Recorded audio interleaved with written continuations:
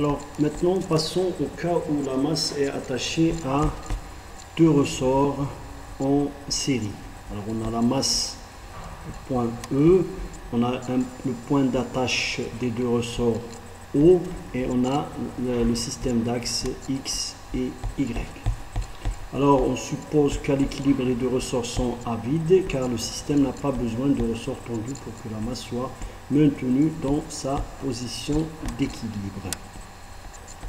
Alors à l'équilibre, le principe fondamental de la dynamique donne la somme des forces égale à 0 puisqu'il n'y a pas de mouvement.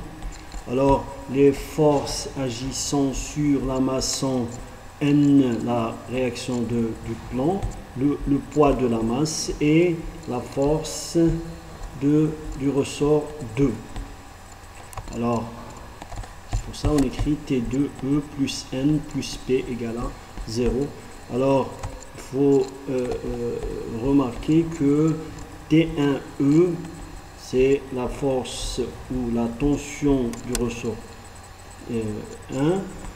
Elle n'intervient pas directement dans la somme des forces agissant sur la masse petit m, c'est pour ça qu'on ne va pas l'inclure, bien qu'elle a un effet indirect sur le mouvement de la masse. C'est pour ça qu'on ne va pas l'inclure dans l'expression de la somme des forces égale à 0.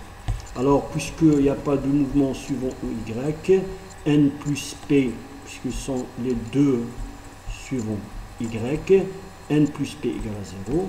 Alors, en remplaçant par 0 ici, on aura T2E égale à 0, c'est-à-dire que le ressort n'est pas tendu. On n'a pas besoin d'un ressort tendu pour maintenir la masse dans sa position d'équilibre. Alors, au mouvement, les forces qui agissent sur la masse sont les mêmes, bien sûr. Alors, le principe de la dynamique nous donne T2M plus P plus N égale à M, la dérivée deuxième de EM. Alors EM, c'est le vecteur position de la masse par rapport à sa position d'équilibre. C'est-à-dire, si on prend une photo du mouvement de système, on aura cette photo par exemple, et le M s'est déplacé par rapport à sa position d'équilibre. Maintenant, on doit remarquer aussi que le point O s'est déplacé aussi au point A. Alors, on va mettre ici A. Et on va garder aussi la trace du point d'équilibre O, E, le point d'équilibre de la masse, et M, la position actuelle de la masse. Maintenant, puisqu'il n'y a pas de mouvement suivant Y, on aura P plus N égale à 0. Ce qui nous donne T2M égale à petit m des dérivée deuxième de EM par rapport à T. Maintenant, l'expression de T de M égale à K2 ME moins AO. Alors pourquoi ça? Parce que on a un ressort, alors T2 c'est déjà dans la direction opposée de X, c'est-à-dire pour représenter T2 on doit aller de M vers E, mais puisque l'extrémité de E, du ressort en E s'est déplacée en M, on voit bien que l'extrémité en O s'est déplacé en A. C'est pour ça le vecteur d'élongation qui représente l'élongation du ressort, c'est bien ME moins AO. Alors, vous pouvez imaginer par exemple que le point O ne s'est pas déplacé, c'est-à-dire l'extrémité du ressort reste à sa place. Alors, dans ce cas, le déplacement sera ME. Mais dans notre cas, l'extrémité en O s'est aussi déplacée de O en A. C'est pour ça qu'on doit soustraire la distance OA. Voilà. C'est pour ça qu'on écrit K2 égale à ME moins AO. Alors vous pouvez comprendre sur cette figure. On a la longueur à vide par exemple du ressort, c'est EA. Après mouvement, on aura une élongation qui est égale à MA et non pas MO, parce qu'il y a déplacement du point O vers le point A. C'est pour ça qu'on écrit K2 ME moins AO. Alors, on en injectant cette expression dans l'expression de l'équation, le principe de dynamique, on aura K de ME moins AO égale à petit m, la dérivée deuxième de EM. Alors, bien sûr, ME, on peut l'inverser pour avoir EM, mais le problème reste avec AO. Alors, comment obtenir l'expression du vecteur AO? Alors, pour cela, on va utiliser le principe d'action et de réaction, c'est-à-dire troisième loi de Newton, entre les deux ressorts au point A. Alors, le principe d'action et de réaction dit que en un point, les forces sont de même module, mais en deux directions opposées. C'est-à-dire, en ce point O, alors le ressort K2 va appliquer une force sur le ressort 1 T2M. Le ressort 1 va appliquer une force T1M sur le ressort 2. Alors, au point A, en tout instant, cette force égale au module cette force T2M, mais elles sont dans deux directions opposées. Maintenant, si vous n'arrivez pas à saisir ce concept, vous pouvez remarquer que, par exemple, j'écris une remarque ici, alors on peut imaginer par exemple un point M ici entre la jointure des deux ressorts, infiniment petite. Maintenant en mouvement, elle est en mouvement, c'est-à-dire elle a une accélération due à la somme des forces.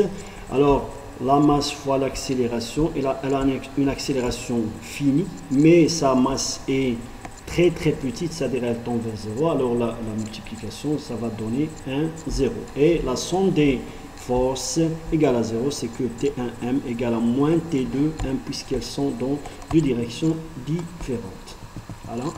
Alors, T1M c'est quoi? Alors, on doit avoir l'expression de Tm. Revenons à la figure. Alors, T1M c'est la tension du ressort K1, c'est-à-dire le ressort 1. Remarquons que ce ressort a une extrémité fixe et une extrémité qui se déplace. Elle va se déplacer de O en A, mais puisque T1M est par convention est dirigé dans cette direction, on doit partir de A vers O.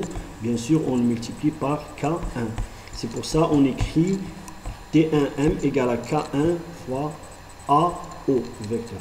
Maintenant, pour T2M, on aura M, alors c'est EM, puisqu'on va partir de EM, puisque c'est dans cette direction, mais on doit soustraire le vecteur OA, puisque c'est dans cette direction. C'est pour ça on aura T2 égale à la constante de raideur K2 fois EM moins OA. Voilà ce qui est écrit ici. Voilà.